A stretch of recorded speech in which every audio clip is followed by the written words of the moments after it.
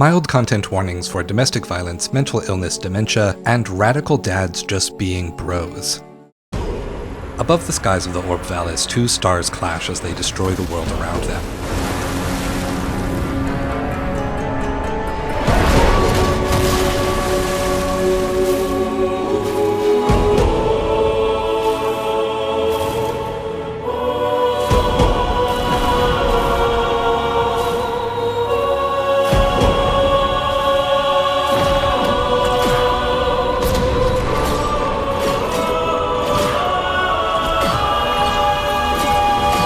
While on Udanos, the sentient Hunhow calls his compatriot to action.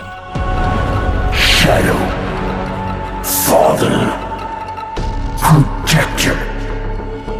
I have made many mistakes. Grave ones.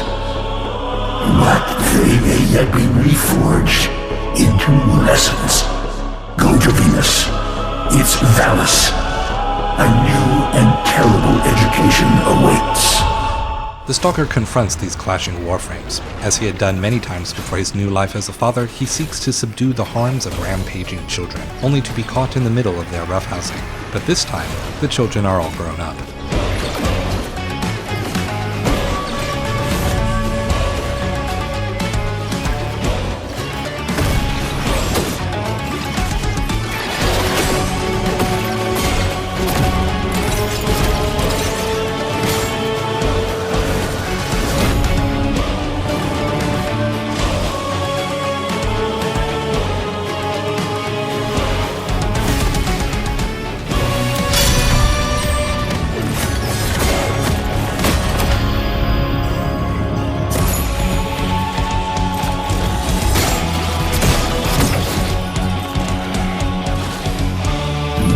Battle will rage on in eternity, unless you stop them, Shadow.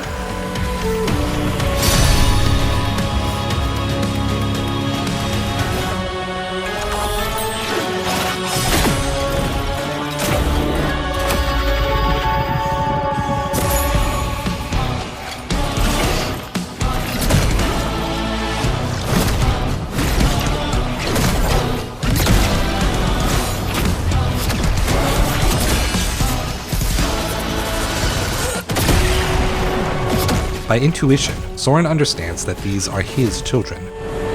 Serious. Orion. Calling them by name as they are joined on the battlefield.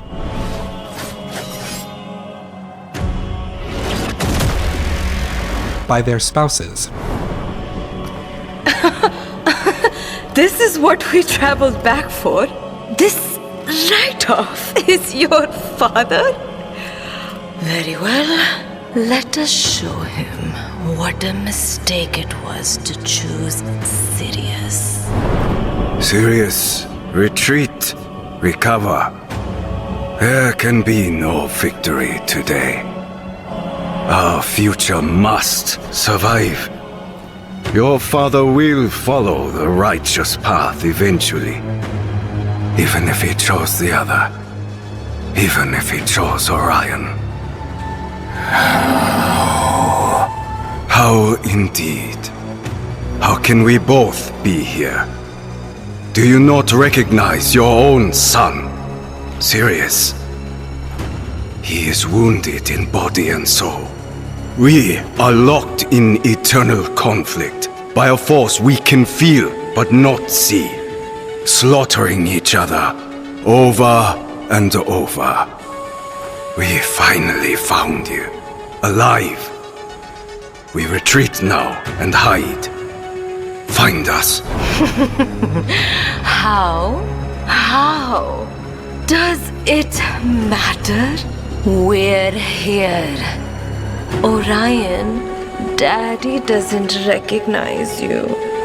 Some meddler has trapped us in an eternal death dance, murdering each other over and over. But we finally found you alive. We retreat now and hide. Find us, Daddy dearest.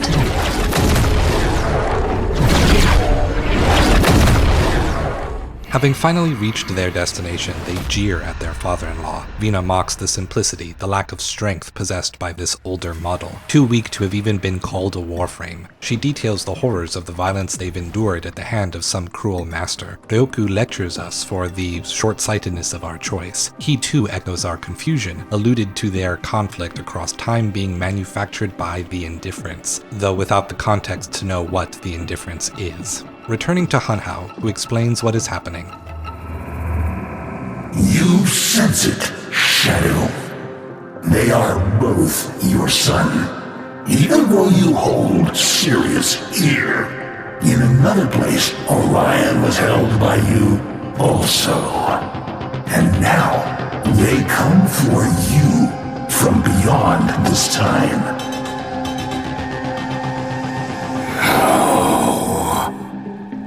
Time is a river, and they have learned to swim upstream.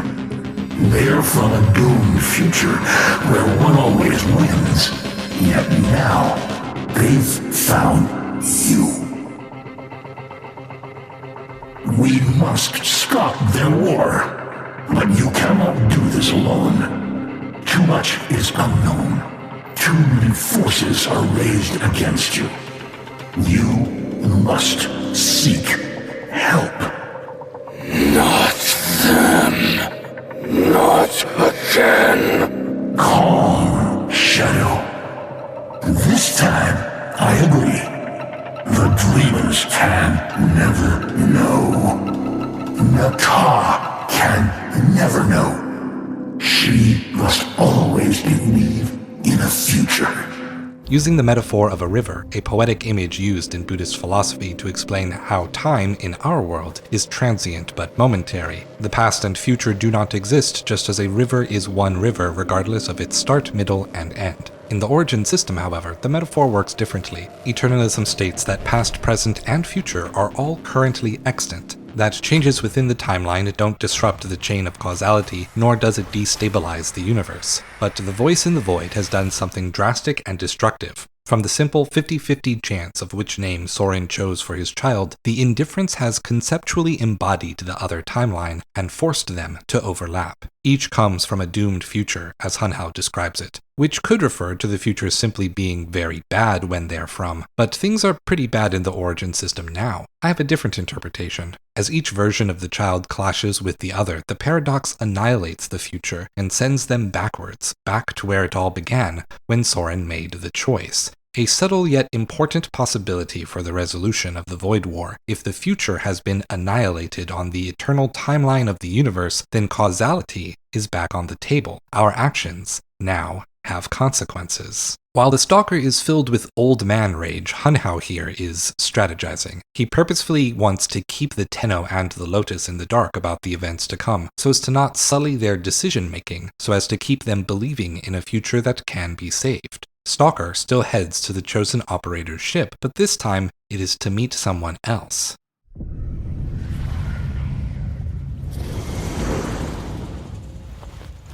La la la la la la la la. La. Ordis loves his new vocalizer module.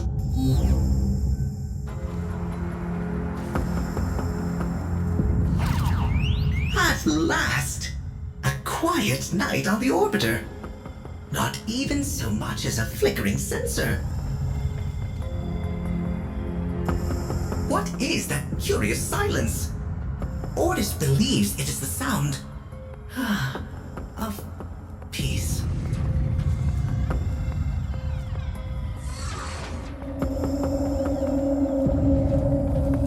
Oh no! Not a chance! After what you put us through last time? My poor operator! Shoo!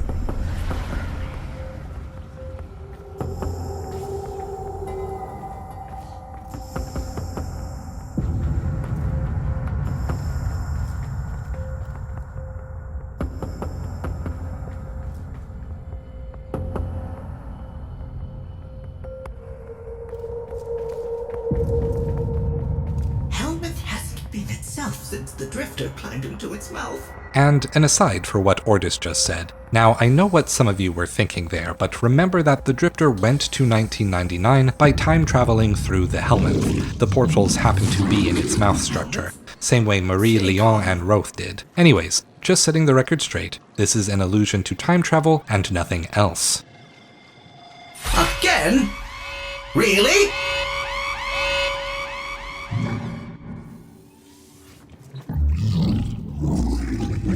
If I find a cavat in there...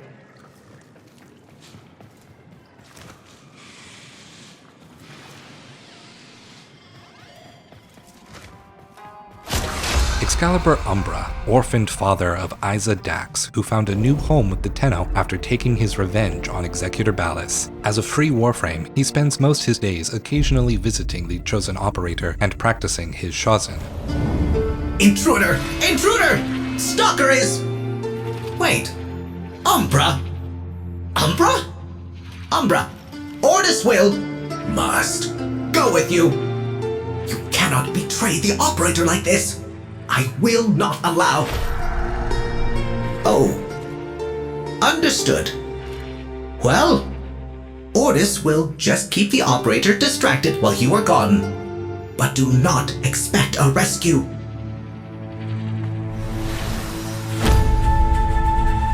Together, Hunhow guides us to gather intel on Sirius and Orion's whereabouts. Your companion understands the truth of this conflict, Shadow. You can be the one to save your sons. Let us begin by listening.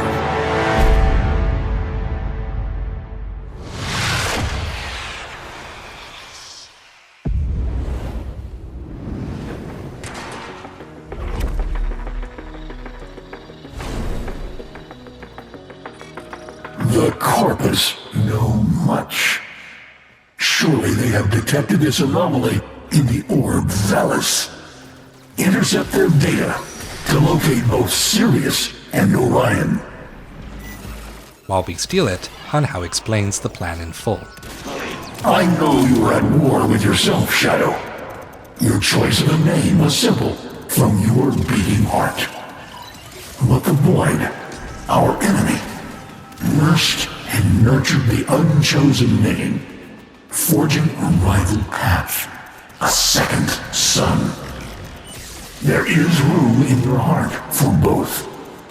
We must show them that. The man in the wall has used the probability of a child's name to create an alternate timeline. The principle of nominative determinism is the idea that a child's name has a causal impact on the kind of life the person will live and the kind of person they will become. Religious communities often name their children after prominent religious figures or even the religion itself. Almost all cultures have a tradition of using names that reflect the moral, ethical values of their community. From personal experience, I have even met two siblings who were both named such that their initials were an acronym for the word cash using biblical names. While some people see nominative determinism as a cute idea for communicating a value to a child, still others take it quite seriously as a form of magic.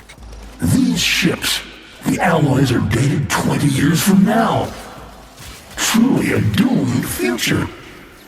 Their plans, however violent, however drastic, cannot be allowed to take shape. Sirius and Orion, as names, may be similar, but first a correction. In my Jade Shadows video, I said that Sirius was the North Star. This was incorrect. The North Star is called Polaris, and I mixed up the two facts of which star was the brightest and which star was the North Star. Sirius, the dog star, is still important to the historical practice of celestial navigation, as is the constellation Orion. In the northern hemisphere, Sirius is used to locate the cardinal direction of south by drawing a perpendicular line from the star to the horizon. In the northern hemisphere, Orion's belt may be used to locate the north by doing the same. The two names were always reflections of each other. Even though they grew up quite differently, the two are still reflections of the same value. Hunhow's plan is to help them to realize their similarities and bring Sirius and Orion together as a family.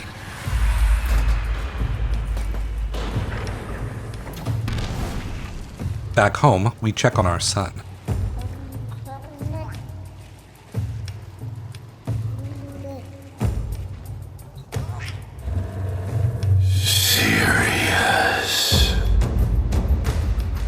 You could not have known.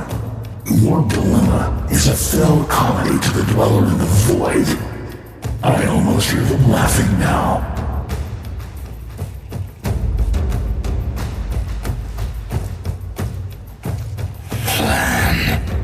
Shadow, restrain those opportunistic mentors. Learn what you can, how your kind have been twisted. You must meet with Sirius and Orion, uninfluenced by future forces. I will create such an opportunity for us, Shadow. Umbra the Broken, you are here to help with one thing. Watch the child. The mission is clear. Separate our sons from these bad influences and have a heart-to-heart conversation. Meanwhile, Umbra is happy to be our babysitter, a chance to express his nurturing instinct as a father.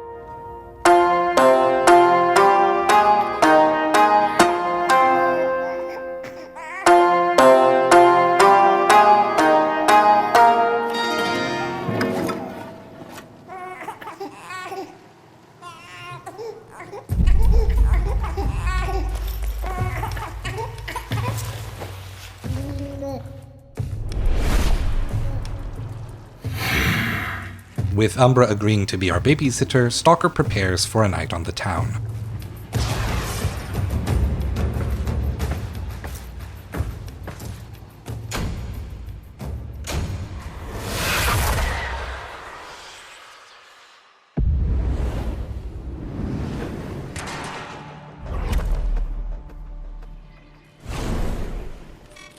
Before you confront Vina, unveil her secrets. We must know what dangers her future holds. On Vina's ship, we find a Corpus cruiser drenched in blood. Rivers of it flow between conduits while a domestic drone endeavors fruitlessly to clean up the mess. Members of both Corpus and Grineer factions pressed into her service and empowered by her blood. In this future, a disease spread across the Origin system.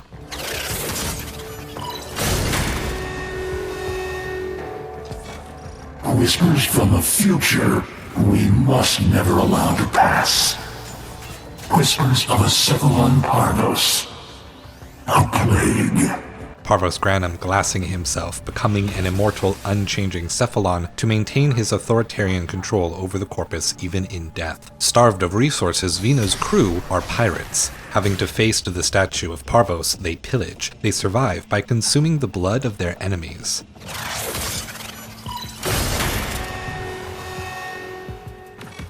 This future is shrouded in darkness. Orion, alone. Always fighting Sirius.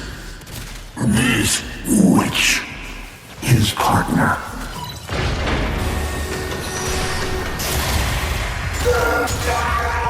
You must understand, this future is doomed. The Tenno made sure of that. How were the Tenno involved? It is unclear. Was the plague a technocyte infestation? Did this version of ourselves give in to the sacred beast and allow it to consume everything? We will never know, because this version of the future is already destroyed.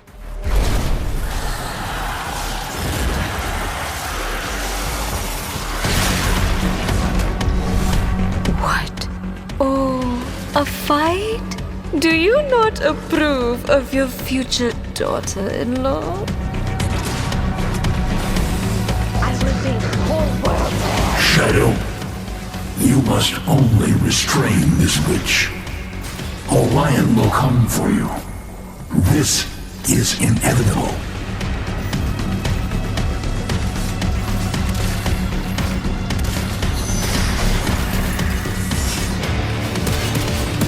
Feel my blades.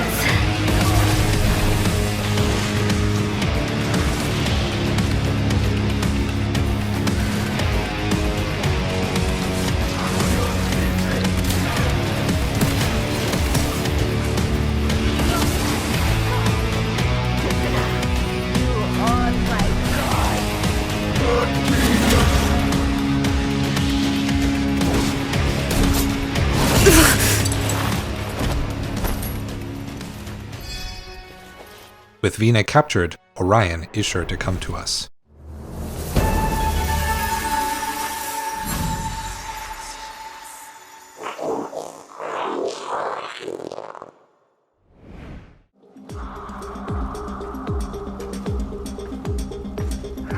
Speak.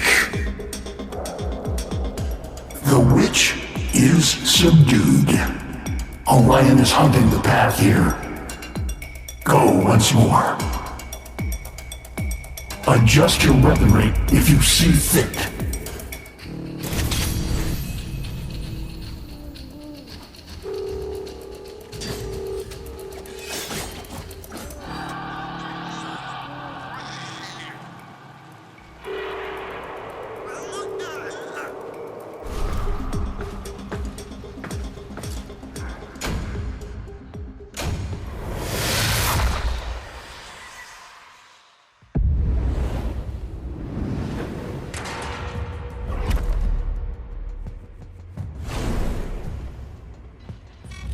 The Yaiba is a relentless blade, a worthy foe. He must be sheathed or broken. Find him. Next is Ryoku. Up top, I'm going to criticize DE's writing for being weeaboo flavored by giving the nickname Yaiba. The word Yaiba already means blade, so the sentence Hunhow just said was, "The blade is a relentless blade." That's silly, but we're going to move past it. Ryoku's ship is noticeably cleaner and empty. These mass-produced minions have clearly been cloned from a single master. I suggest you find the strongest among them. Ryoku is the only living person on this ship. Everything else is a copy, perhaps some amalgam of the Ash Warframe shadow clones and Spectre particle technology. These clones are much more permanent. Perhaps the Plague, in his version of the future, has taken even more lives. I know you're here. I've already sent the boy. My role in this eternal dance has come to an end. I do not belong here. I welcome death at your hand. Make this a fitting finale. Ryoku has already sent Sirius away, yet he still wishes to force a battle with us. He has adopted the, from his perspective, entirely ancient philosophy of Bushido, a loose collection of values and beliefs shared by the samurai class of Japan's feudal period. Contrary to popular belief, there were no codified texts of this family of philosophies until after the samurai as warrior fell out of social significance during the Tokugawa Bakufu. They were merely social norms and military hierarchies. The four defined social classes of samurai, farmers or peasants, artisans, and merchants, with the samurai title being hereditary, didn't begin until after Tokugawa Ieyasu made it into law. Before the late 16th and 17th centuries, the social class of bushi, meaning warrior, was far more fluid. Bushi included the wives and children of men in the bushi class, as well as occasionally women who became warriors in their own right. Bushi included peasants who became bushi through their acts and merits, such as Toyotomi Hideyoshi, who was born a peasant but died a daimyo of the Azuchi Momoyoshi period. Or, another example, daimyo Oda Nobunaga and his African retainer, /kosho, Yasuke, who was trafficked to Japan by the Jesuits and served Nobunaga from 1581 until Nobunaga's death at Honnoji in 1582, only to be captured and trafficked back to the Jesuits, where Yasuke is then lost to history. The daimyo, his retainers, his kosho, would have been called bushi, and neither would have been called samurai by anyone but Western scholars in the future, who used the word as a catch-all for bushi regardless of time period. Anyone who told you otherwise has been lying to you by omission. Most of the extant texts we use to define the philosophy of Bushido were written by retainers, by members of the samurai class, or by people with a fondness for the history, writing long after the end of the warring states, well into the years of peace during the Edo period, or even written during the Meiji Restoration as the samurai/bushi class was being dismantled coming into the 20th century. One text, the Hagakure, is a collection of aphorisms by and conversations with Yamamoto Tsunetomo, a retainer to the saga prefecture daimyo Nabeshima Mitsushige at the start of the 18th century. With Nabeshima's death, Yamamoto retired to the Buddhist priesthood. He was then befriended by Tashiro Tsurumoto, a samurai who retired young and came to learn about Bushido from the retainer of the deceased daimyo. One of Yamamoto's quotes reads, "The way of the samurai is found in death. When it comes to either or, there is only the quick choice of death. If by setting one's heart right every morning and evening, one is able to live as though his body were already dead, he gains freedom in the way."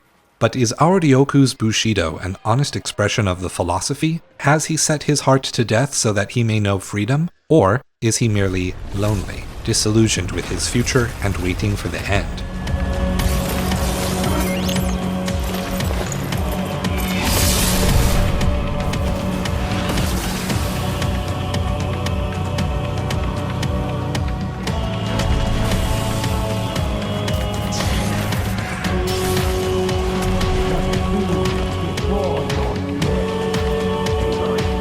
While we fight, Ryoku speaks in aphorisms as he awaits his death. The patient hand guides the swiftest blades.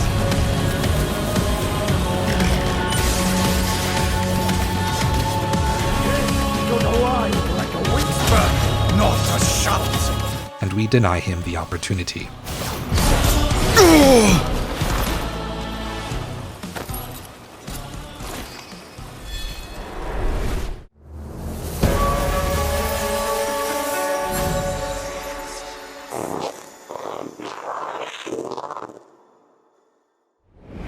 Orion and Sirius are seeking your trail.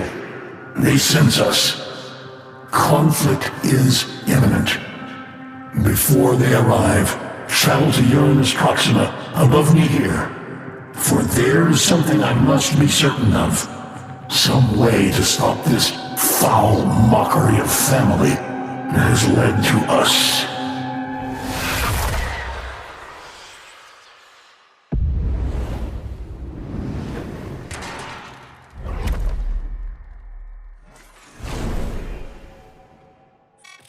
Orion, Sirius, one a constellation, the other a bright light. Our infinite sentient eyes gazed upon them on our way to the new naked stars, watched as they whispered by. We could have gone toward them. Perhaps it's time to gaze on what could have been. Hunhow reminisces on the choices he could have made. Listen, the void. It has done this, an eternal conflict. Sacrifice is needed to stop it. Just like my Nata did for her children of Lua.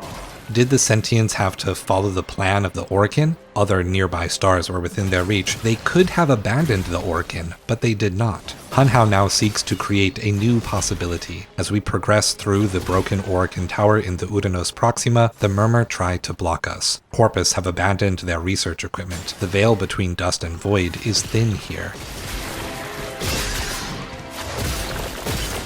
The poison glow, brighter than a star. It may be here that you see something I could not. Touch it in all its impurity. Withstand its vacuous laughter. Wield it. Bring it to me. The Void Spark is a sentient core, the piece of a sentient body that remains upon death.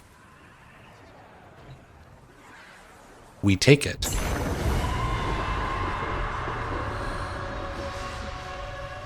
We see all the permutations of Sirius and Orion's war. We are snapped out of it by the whisper, the voice of the void taking on a familiar shape. Do not believe its promises. Its lies. Be with me. Be with me. As it does on the Zeramin and in the Sanctum Anatomica, it offers a promise of a life with Jade restored, as Hunhow warns us against the deceit.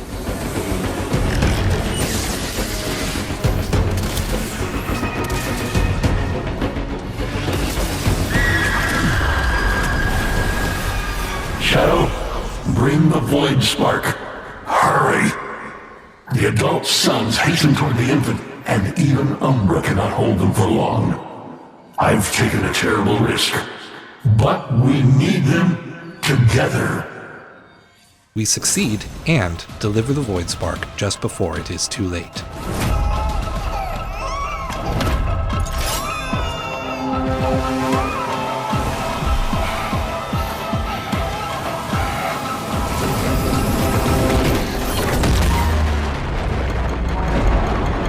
You wonder how Nata hid the moon? in the void? What a cost! I am done with tricks, Shadow.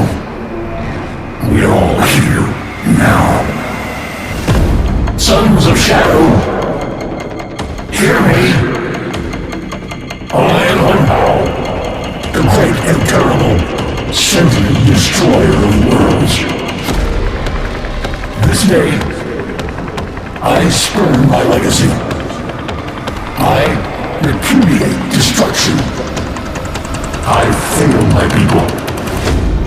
I failed my children, Era, Nata. I failed the Shadow, your father. I shall not fail in this.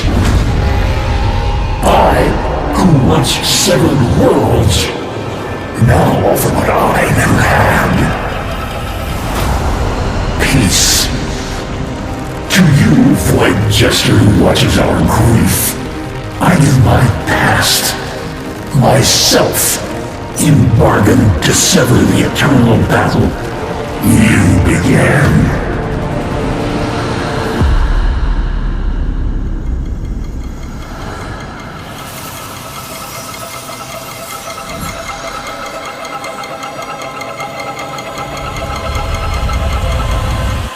The void is a poison to a sentient. They cannot simply interact with it. To use its powers to create, they must lose something else. Dinner time! Did you forget it was your night to cook? Nata sacrificed her memories of Tao to move the moon and the Tenno reservoir into the void, creating the second dream. Now, Hunhow does the same. Come on now, before he gets fussy. Using conceptual embodiment, Hunhow, a sentient designed to terraform worlds, creates his last piece of art, a world in the void where Soren and his twin sons, Sirius and Orion, have always, and will always, live together. I am Hunhow, sentient architect of worlds. It's my honor to prepare a new home for you.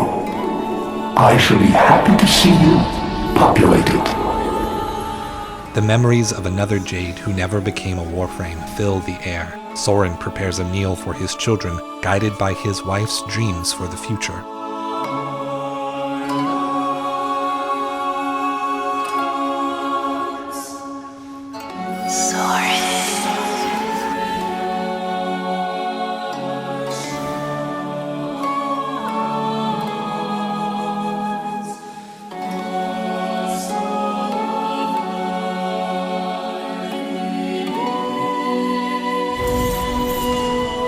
Do you think he'll like spicy or sweet? Meat or vegetarian?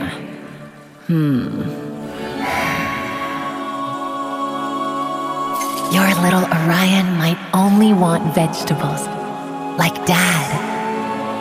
Will he have a favorite vegetable, just like you?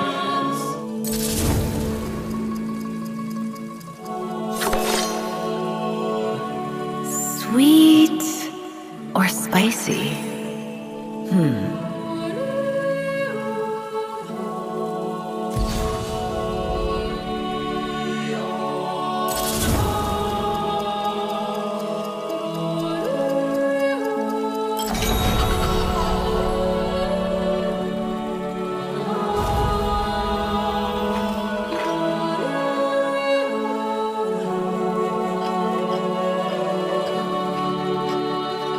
Together, they laugh over the bittersweet melancholy of remembering a loved one long lost.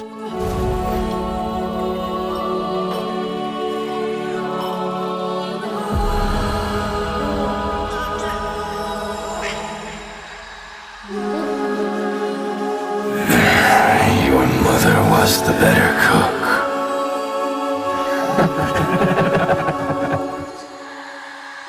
Stay together.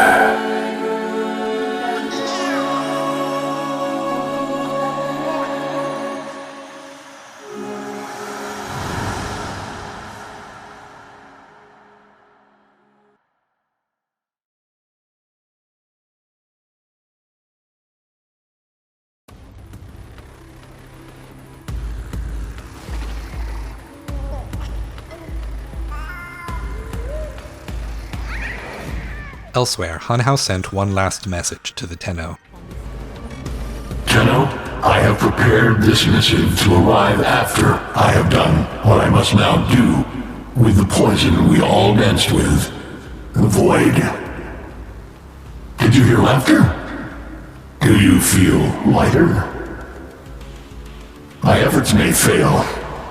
The void might reject my sacrifice, but I know how it covets.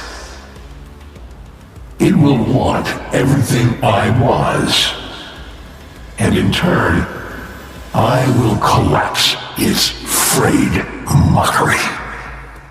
All will be together. I only hope they feel this peace I offer. Their happiness is theirs to find. I place the essence of that which is both Sirius and Orion into your hands. For safekeeping, you will understand the importance of keeping family together. If we ever meet again, I will not know you. So I shall say only this. I do not sacrifice my memories of our acquaintance lightly. But I know that you are taking care of her. I remain a proud father. Hunhow. Operator? Ordis wonders, what are you thinking about? He encourages us now with a selfish wish, expressing confidence in us to protect Nata and ensure she needn't make another sacrifice like this.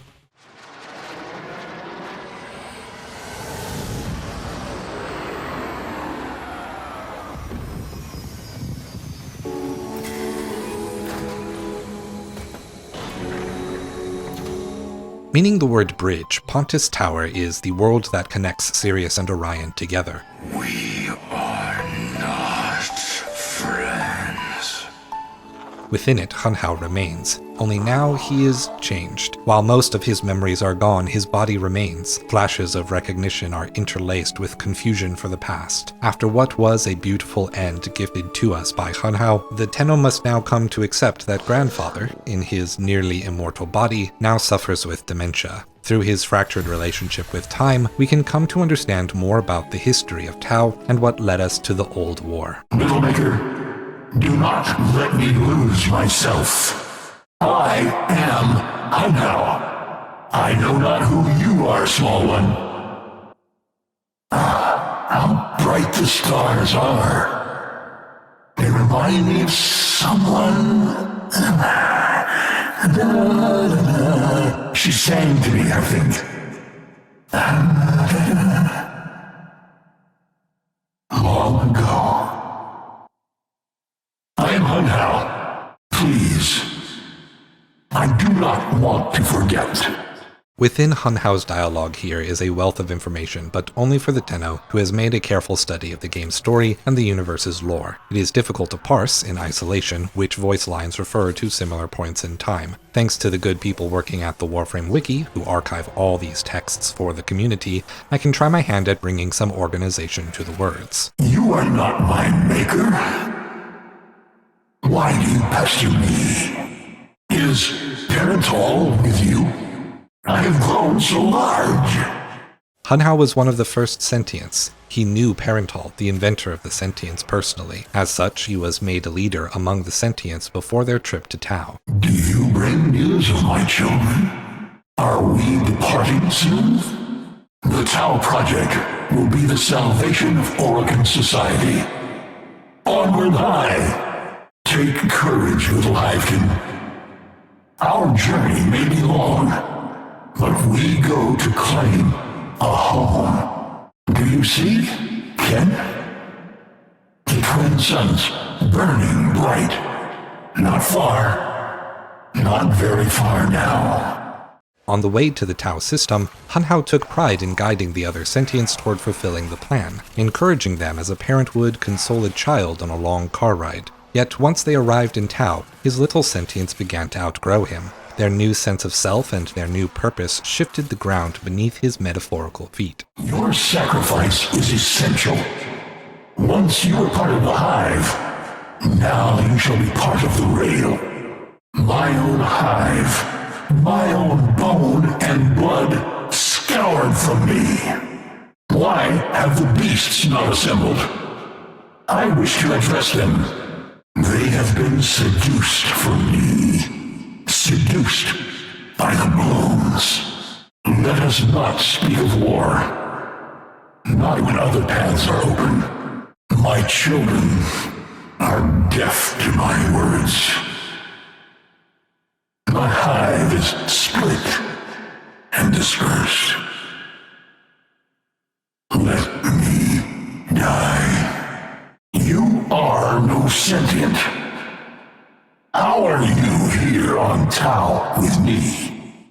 Once in Tao, the rest of the hives break away from the plan. They create their own society and begin preparing to wage war on the Orkin after the rail is built. Betrayed and sullen, Hunhow attempted to become a recluse, but he was welcomed and loved by the sentients regardless. Eventually being won over, he chose to lead them once again, this time as the vanguard of the old war. They finished construction on the rail and punched through the void, starting with a final moment of sorrow for the family he would never make. I shall never have children of my own now. There was meant to be another like me. I cannot find her. Do you hear music? Or is it the sign of the stars? Why do you speak to me?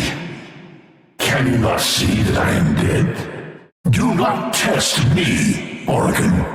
I do not entirely trust you, Maker. This war will soon be over. One of their own executors has betrayed them to me. A new question arises here. When exactly did Hunhow give birth to Nata and Ara? They crafted their children and their weapons from their own bodies. I think this sequence of events tells us that Hunhow and Pragasa had his children just before the Old War began. Passing through the void for such a long journey, at least some of them must have encountered the man in the wall, and it is suggested that they heard his power of song trying to influence them. Between the start of the war, the short-lived old peace, and the sentients who stayed behind as the solar rail was destroyed, Hunhow tells us of how Ballas betrayed the other executors, and how this moment of triumph was short-lived. My daughter, she has changed herself so much. I barely know her now. They are coming, Nata. Coming to kill me, just as we planned. Why do you not answer? She lied to me, pretended not to know me. She lied. I have no daughter, Era. Why? No! No! This is all wrong. They are taking my bones, carving weapons out of them. Make them stop! Yet from Ballas's toxic influence, the sentients that remained began to scheme against each other. Nata abandoned them, Era choosing Ballas over his own father, with dreams of ruling the Origin system rather than destroying it. Once defeated, the weakened husk of Hunhow remained, only to be awoken by the Grineer and Corpus excavating his remains during the events of the New Strange and the Second Dream. The rest we were there for, and we know what happened. Like Ozymandias, who once proclaimed his great and terrible power, all things come to an end. Rather than let his legacy be a decaying monument to himself, Hunhow chose to give that legacy to others. My mind is hushed and calm. Silent and empty. Can you show me the way to the womb of the sky? There are children here, but not mine. But even in this state, Hunhow is a part of the family. Leaving or abandoning him is not the way forward. One thing still brings him a sense of joy, and that is seeing the in-laws fight to the death. Veena, the Blood Witch. Careful, I come with sharp edges. Orion says we're raiding Ryoku, so we're doing it. You in? or out. From chaos must come order. I am Ryoku. I am no leader, but I call you to stand beside me in battle. Following Hunhow's sacrifice, Vina, Ryoku, and their crews also take up residence at Pontus Tower, each of them dissatisfied with this sudden, newfound peace. As one to their lord, another to their lover, both had devoted themselves body and soul to the victory of their timeline's Warframe child. Simultaneously, they devise a plan to raid and destroy the other's ship, take control, and get this war back underway. The key to successful piracy is practice. Let's go get some. I need to cause some havoc, or I'll start clawing up the walls. You in? The presence of the Kuva witch is an insult to the peace Hunhow created. She provokes us, goads us to fight. Honor demands a response. Upon inspection of their ships, both Ryoku and Vina are from some future version of the Corpus faction. Each has taken a Warframe serum, and unlike the slow-moving infestations of the Hex protoframes, they have used a series of Corpus prosthetics and implants to keep the beast at bay. If we choose to assist Ryoku, we raid Vina's ship, the Kuva Witch. Vina's ship has been kitted to channel her Warframe's power. Rivers of blood flow through the vents. The crew, Corpus and Grineer together, are blood-drunk and frenzied. Before, outside of Vina's obsession with Orion, they existed as pirates resorting to raids and thievery to pay off their debts to Cephalon Parvos. In her boss arena, the blood orbs from Garuda's dread mirror fill the air. As we break Ryoku out of containment, Vina gathers the blood and revives herself as an undying golem, allowing herself to revel in death, both others and her own, to her heart's content. This wretched peace. My blade dulls while Vina's ego swells. No more. We will hone our daggers upon her throat. She must be humbled to preserve the peace. I have challenged the butcher Vina to an assassin's duel.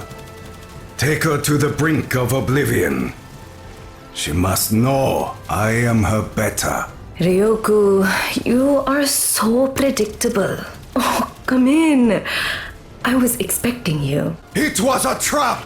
Do not worry about me! Get in here and kill Vina! Oh, damn you, wretched Ryoku! Let my blood run rivers! Vina will heal. She always does. Return to Pontus Tower and ready yourself for next time. If we choose to assist Vina, we raid Ryoku's ship, the Scoria's Angel. Ryoku's spacefaring is a far lonelier experience. Every member of his crew is an extension of the Ash Warframe's ability to create shadow clones. Even the other Corpus are not so much people as they are Ryoku shaping his shadows for a specific job. He believes that he can shape himself into Yagyu Munenori's life-giving sword, that by cutting down the right person, he would save his future, would set the origin system to an era of peace, and perhaps he found that person in Vina. His boss arena is a massive engine. Wide conveyor belts of scrap and broken clones are shredded and recycled to be made anew. Each new shadow Ryoku makes, allowing him to take on even more responsibility and even more burdens. What Orion wants, he gets. And Orion wants me to practice. If Ryoku winds up skewered on my blades, it's an accident. Simply tragic. Vina, a simple provocation brings you right to my killing floor. A lesson for these Tenno. The vain are easily manipulated. Oh, Ryoku, would it seem more noble to you if I draped my ego in notions of honor and duty, like you do? Vina, you lack both honor and discipline. You sully the Stalker's legacy. Sully his legacy? Like me, he's an animal driven by vengeance and bloodlust. We both know it. Why won't you admit it? Did you hear that, Orion? Did you hear how he squealed? We can make that happen again and again and again. As they fight against each other, it soon becomes apparent that, in this pocket universe on the edge of the void, death never lasts. In here, something new comes from their contests. The spectacle of their combat provides fleeting moments of joy and entertainment to our ailing grandfather. And through this good deed, they learn something new about each other. This vista is dull. When will my spectacle begin? We're family. Are we to have no games? Come on! The old man's falling asleep. Let's go make some noise. It is a bitter truth. But unless we rise and fight the rich, what is left of Hunhow's mind may unravel. Through our battles he finds himself again. Hunhow will become upset without a spectacle. Let us arrange one. Come now, Ryoku. Let's give old grandpa a grand finale. O great Hunhow, I dedicate my coming victory to you. Slowly, with each mission we complete, the way they speak to each other begins to change. Both assassins, each like a mirror or a shadow to the other in their respective realities. They enjoy honing their skills against each other, and from their mutual respect, eventually flourishing a strange friendship, but a beautiful one nonetheless. Finally ready to join the family. I'm sick of Pontus Tower. I crave battle. Ryoku, you better be ready. We're coming. Constant battle keeps the blade and mind keen. She presents herself as a target. Let us accept. Here we go again, Yaiba. Ever wonder if things between us could have been different? Now what would be the fun in that? Witch. Tenon, you fight well. Vina is unworthy of such noble fury. If I was unworthy, you wouldn't be here, Ryoku. Just admit it. You need me. You fought well. Vina, an honorable defeat. You did fight with honor, didn't you? Heal up, big boy. You better purge those wounds quickly, Ryoku. I want to go again tomorrow. Thank you for watching. Take care of each other, and stay true. You, be a dear and get those cryo cans for me. I've got my hands full.